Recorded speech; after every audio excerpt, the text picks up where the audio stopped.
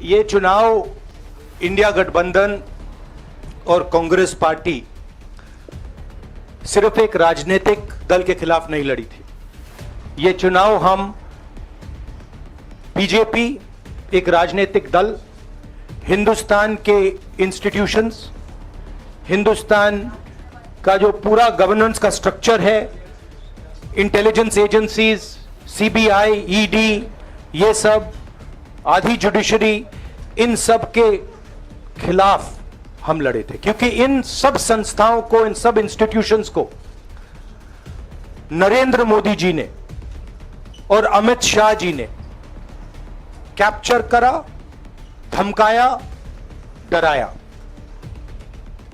Press की तो मैं बात करता रहता हूं, आपको मतलब काफी बार कहा है कि आपका भी रोल रहना चाहिए, और उस रोल को काफी लोगों ने किया, काफी लोगों ने खुल के किया, काफी लोगों ने छुप के किया,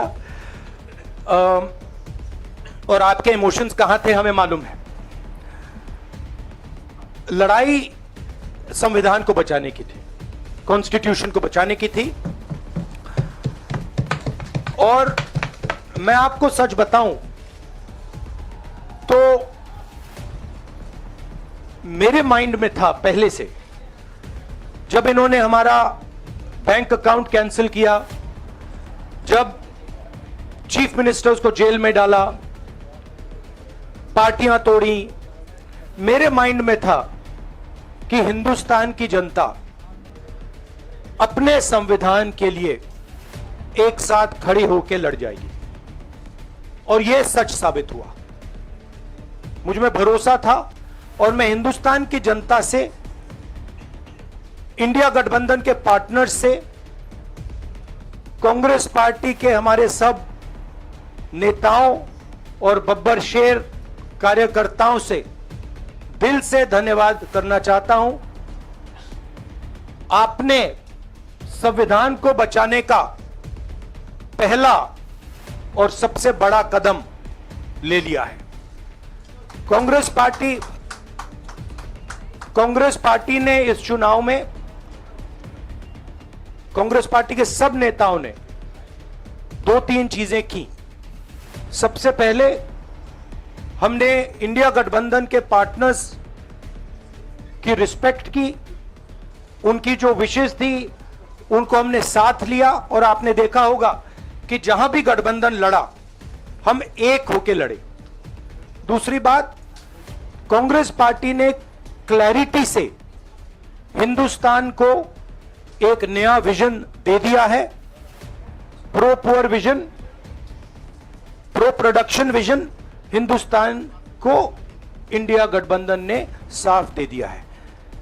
यह जो हमारा परफॉर्मेंस हुआ है, इंडिया गठबंधन का परफॉर्मेंस हुआ है, इसके पीछे कॉन्स्टिट्यूशन, जो रिजर्वेशन पर बीजेपी ने आक्रमण किया, गरीबी, अदानी जी के आपने स्टॉक्स तो देखे होंगे, देखे वो स्टॉक्स उनके, तो बड़ी इंटरेस्टिंग बात है।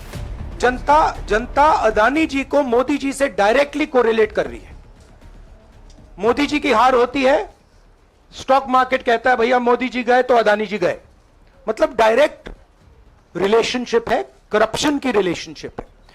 और देश ने नरेंद्र मोदी जी को साफ कह दिया है कि हम आपको नहीं चाहते हैं। And this is the main thing that this election has said. The country has unanimously and clearly stated, we do not want Mr. Narendra Modi and Mr. Amit Shah to be involved in the running of this country. We do not like the way they have run this country. We do not appreciate the way they have attacked the constitution. We do not appreciate the way they have run this country for the last 10 years. So that is a huge message to Mr. Narendra Modi. I'd like to thank everybody who has participated in this election.